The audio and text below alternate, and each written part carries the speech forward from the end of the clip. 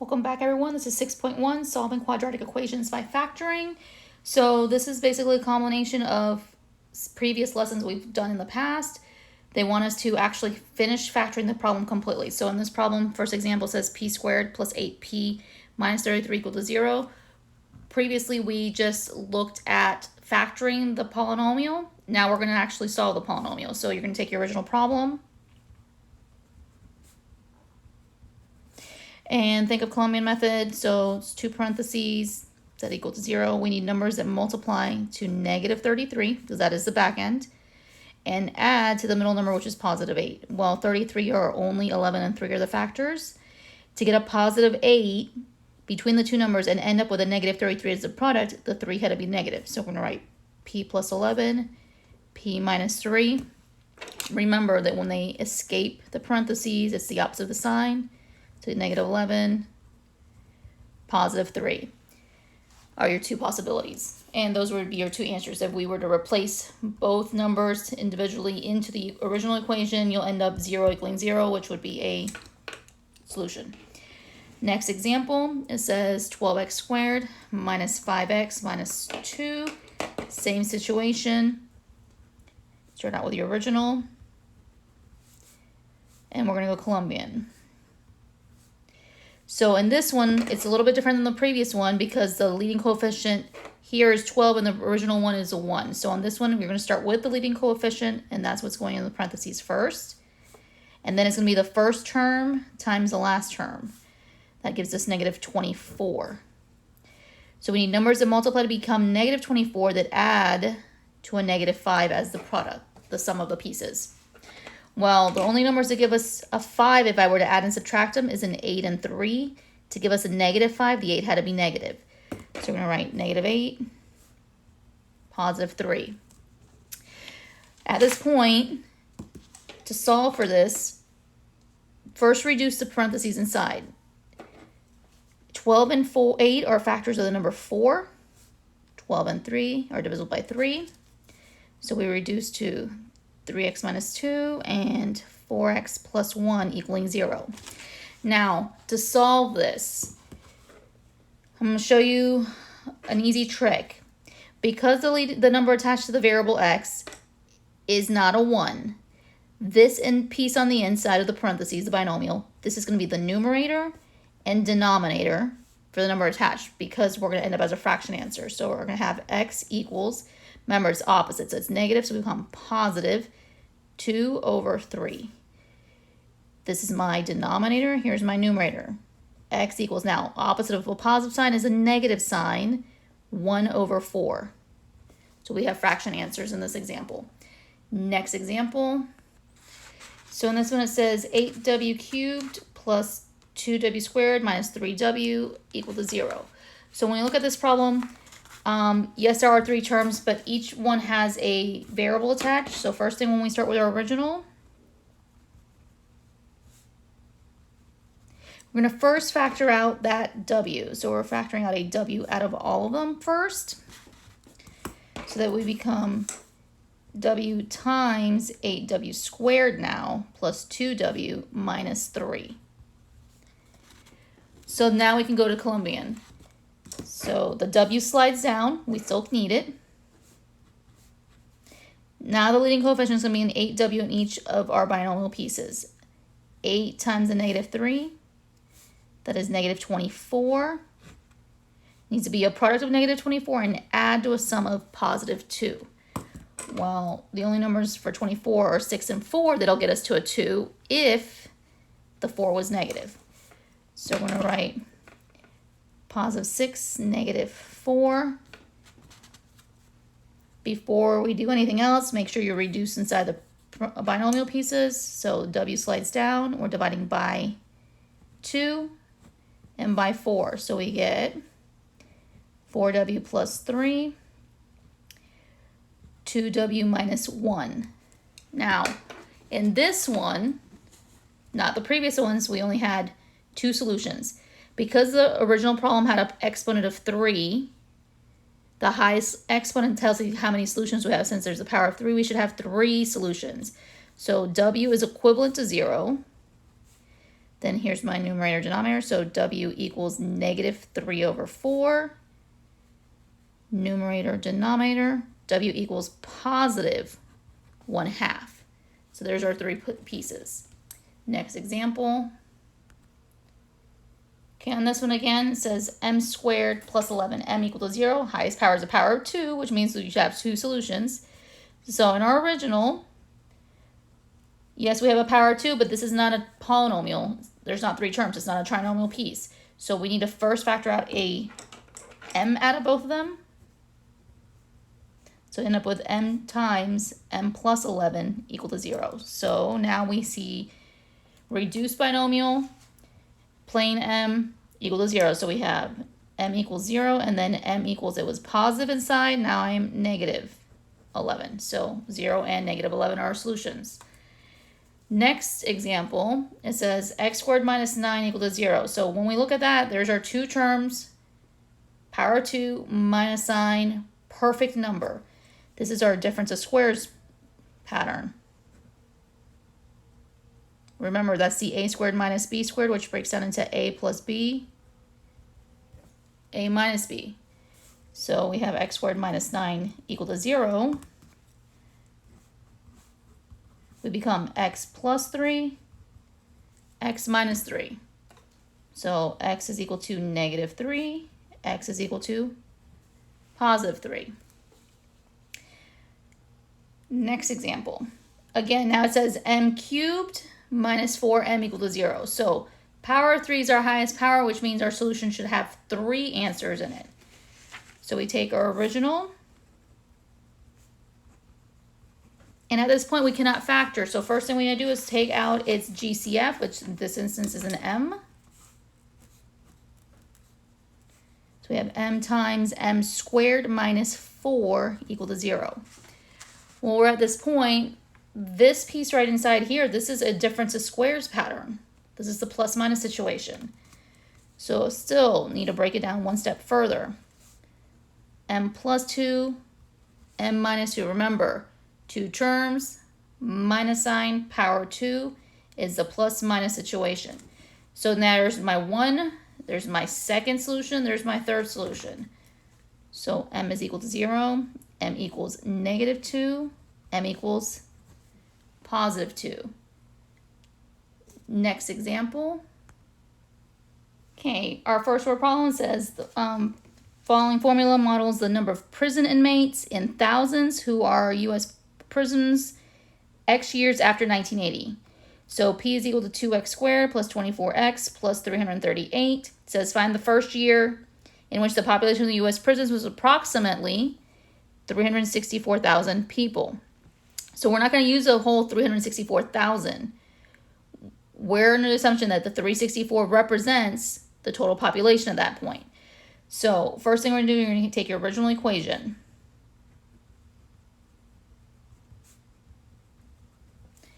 They tell you they want to know when the P is equal to 364. So we're going to change P to 364.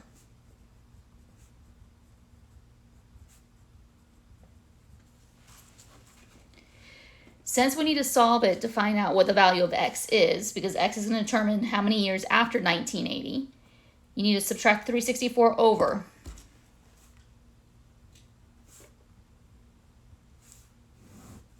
So we get 0 is now equal to 2x squared plus 24x minus 26.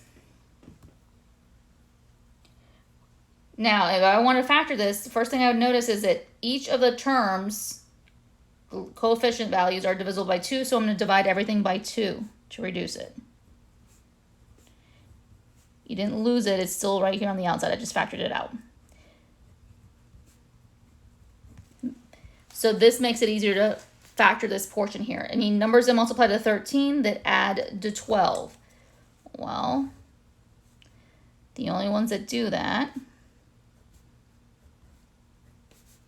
13 and 1 are the only ones that can get us to 12. Now it has to be a positive 12, so I need to be a positive 13 and a negative 1. Now, x is equivalent to negative 13, x is equal to 1. Remember, x means years. we are not going negative years, so I cannot keep the negative 13.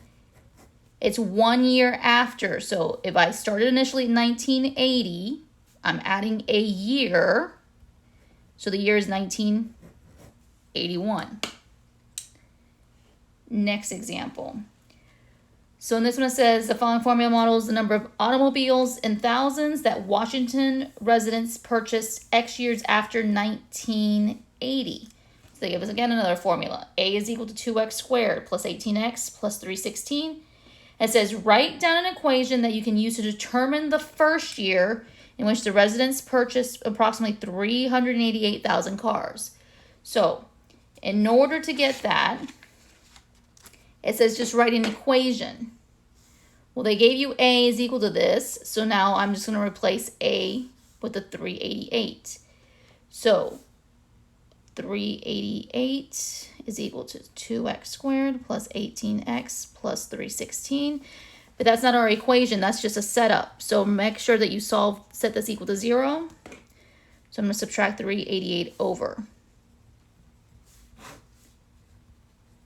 2x squared plus 18x, and then 316 minus my 388, negative 72. So you can write that for your equation. Now, so that was part A of it. Part B of this problem, they want us to now solve our equation by factoring it to find the specific year. So we have already had our startup equation. Notice that all numbers are even, so I can divide everything by 2 first.